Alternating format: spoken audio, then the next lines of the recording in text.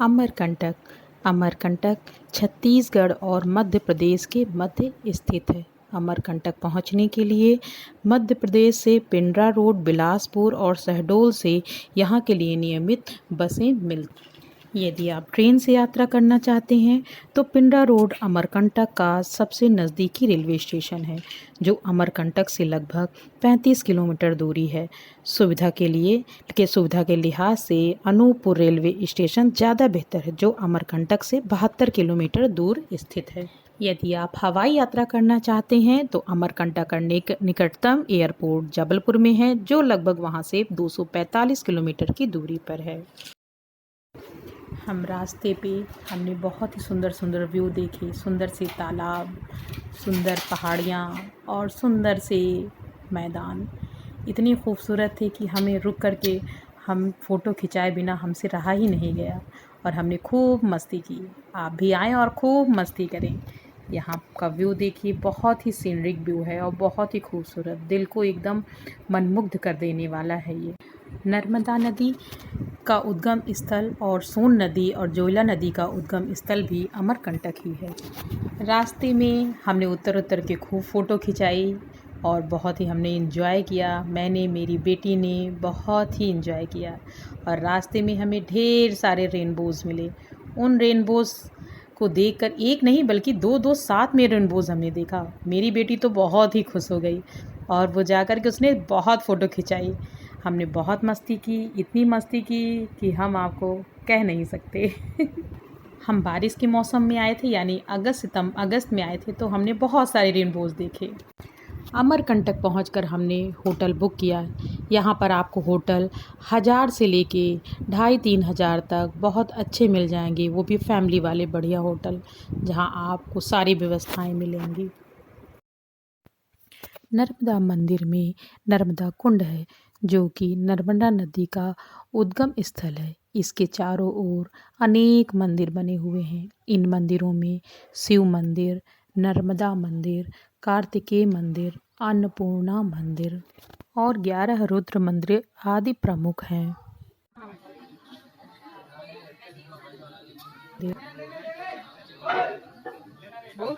इस मंदिर की मान्यता है कि जो भी इस हाथी के नीचे से अच्छे से निकल जाता है, वो हमेशा खुश रहता है और सुखी रहता है। नर्मदा मंदिर के बाद हम कपिल धारा गए। कपिल धारा में हमें बहुत ही देखिए, हम लोग कपिल धारा में हैं और कपिल जी से यहाँ मजे कर रही है। और ये देखिए, ये कपिल धारा लग रहा है, ऑसम लग रहा है। और इसकी प्रकृति लगभग 100 फीट की ऊंचाई से गिरने वाले इस झरने को धर्म ग्रंथों में कहा गया है कि कपिल मुनि यहाँ रहते थे। माना जाता है कि कपिल मुनि ने सांख्य दर्शन की रचना इसी स्थान पर की थी और यहीं पर थोड़ी दूर जाकर के एक खूबसूरत सा झरना दूध धारा वाटरफॉल भी दिखाई देता है। हमने पहले यहाँ पर अच्छे से एंजॉय किया।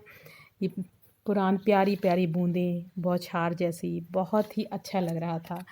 इतना खूबसूरत लग रहा था कि शब्दों में बयां करना मुश्किल है।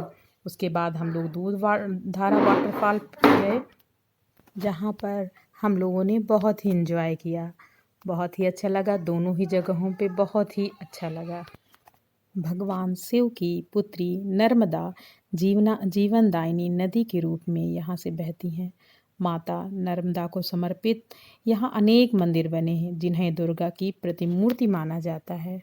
इस झरने को देखकर ऐसा लगता है मानो शिव जी की वाकई जटाओं से नर्मदा जी निकल रही हैं। कहा जाता है कि भगवान शिव और उनकी पुत्री नर्मदा का निवास यहीं अमरकंटक पे है। माना जाता है कि नर्मदा नदी की उत्पत्ति शिव की ही जटाओं से हुआ है, इसीलिए शिव को जटाशंकर कहा जाता है। ये दृश्य देखकर ये बात एकदम ही सत्य लगती है।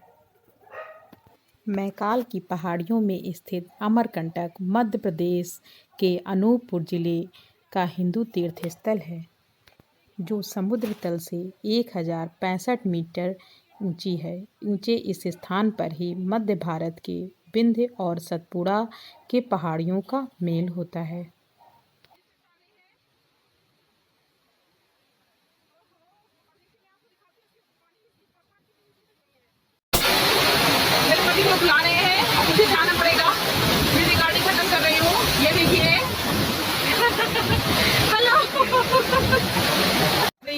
छोटी बेटी बड़ी बेटी को परेशान कर रही है।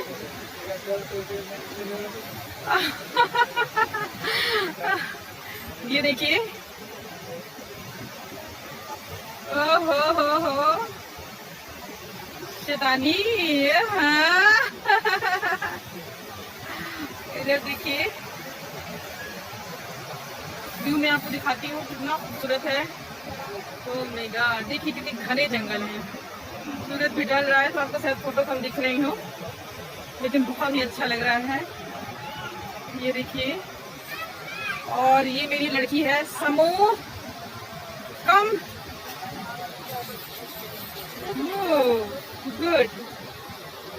हे सिप्पू, इन्होंने अपनी एक पैर का जूता निकाल लिया है और अब बदमाशी कर रही है। सिप्पू देखिए तो। सोनमुड़ा।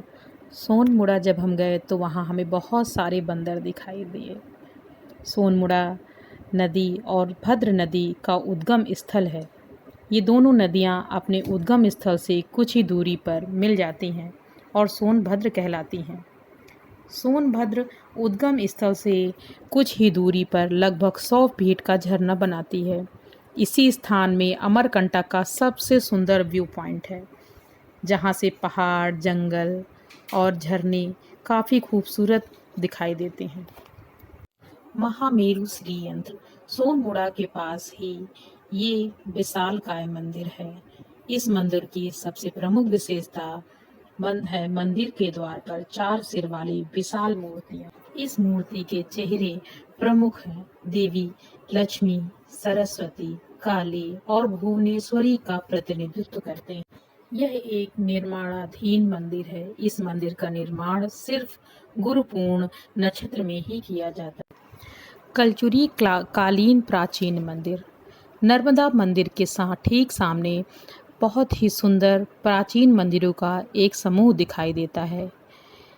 इस परिसर में स्थित मंदिरों का निर्माण कलचुरी शासनकाल में 10वीं से 12वीं शताब्दी के मध्य हुआ था।